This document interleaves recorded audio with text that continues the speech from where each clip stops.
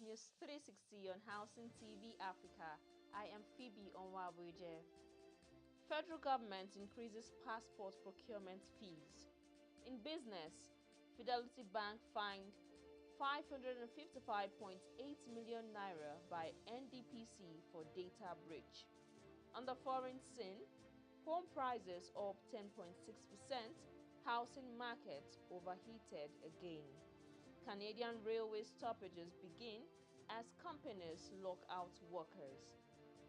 And now, the news in detail.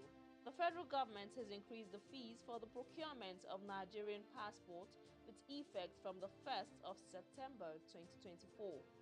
A statement by the spokesperson of the Nigerian Immigration Service, DCI, Kenneth Udo, says the increment is a part of the government's effort to maintain the quality and integrity of the Nigerian standard passport. The Enugu state government has carried out the demolition of properties used by kidnappers to detain their victims on the outskirts of Enugu, the state capital, on Wednesday. The properties included an uncompleted story building with an underground tunnel at Nkuba layout in Emenenike, where a large cache of arms and ammunition were recovered, and a farm in Ogbekenike housing a poultry, piggery, and plantain plantation. And in business, the National Data Protection Commission (NDPC) has imposed a hefty fine of 555.8 million on Fidelity Bank for violating its customers' data privacy. This was announced by the NDPC's National Commissioner Vincent Olatunji during a validation workshop on the Nigerian Data Protection Act General Application and Implementation Directive held on Wednesday in Abuja. Now the foreign scene. Spokesperson of the Israeli army has said that the country has launched strikes on more than 10 areas across southern Lebanon hours after Hezbollah launched more than 50 rockets and a swarm of drones, hitting homes in the Israeli-annexed Golan Heights and wounding one person. Israel Defense Forces spokesperson Daniel Hagari says Israeli warplanes struck weapons depot, military buildings, and a launcher used by Hezbollah in an overnight operation.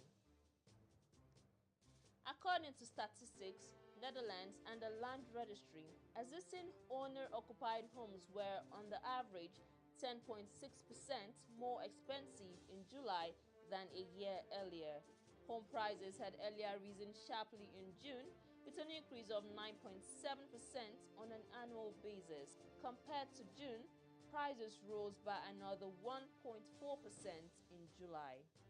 Canada has headed into an unprecedented lockout at its major rail companies, an action that could grind sectors of the economy to a halt amid complaints from workers over worsening job conditions. Canadian National Rail and Canadian Pacific Kansas City began lockouts of nearly 9,000 workers on Thursday morning after tense negotiations failed to produce a deal. More stories on Housing TV News at the top of the hour. I am Phoebe Onwabuje. Thanks for watching and bye for now.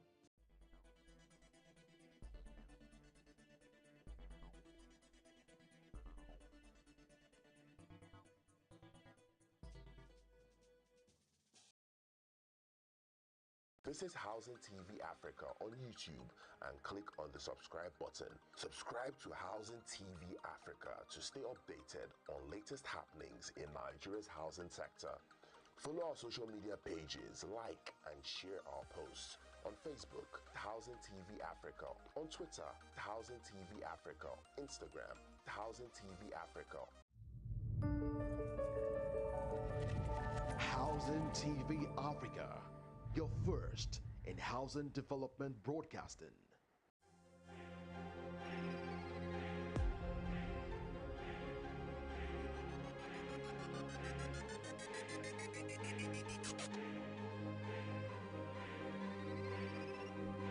Housing TV Africa, your first in housing news.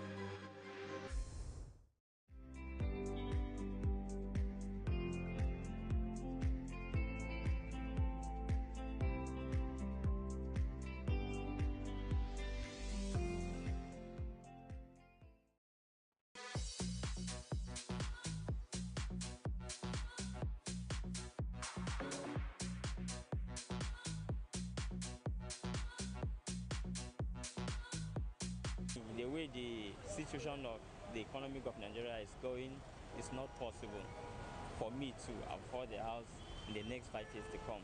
If you are earning a salary of 100,000, you will pay your house rent, you will pay your transport, to buy small things like foodstuff in the market. If you calculate that 100,000, it's not there again. It's a tedious experience. It's not easy having a house or getting a house in Nigeria. The high cost of material is a major problem. Then the challenge of the regulatory agencies. Yeah, so it's not easy getting or owning a house in Nigeria. If the government can provide housing, low-cost housing for Nigeria, probably if they can, okay, we'll get you a house, a one-bedroom flat, a two-bedroom flat, be paying so amount of money monthly. Then after 2 years or after 3 years, you are able to pay. It will go a long way in helping a lot of Nigerians getting houses. So somehow I feel the little the government is doing from their end, they should have a better way of making the masses benefit from it. Because housing is very, very key.